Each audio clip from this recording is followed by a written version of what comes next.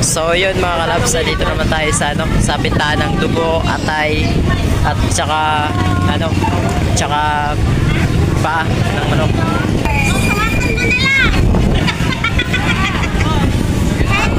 Bibili kami dito ng dugo mga kalabs.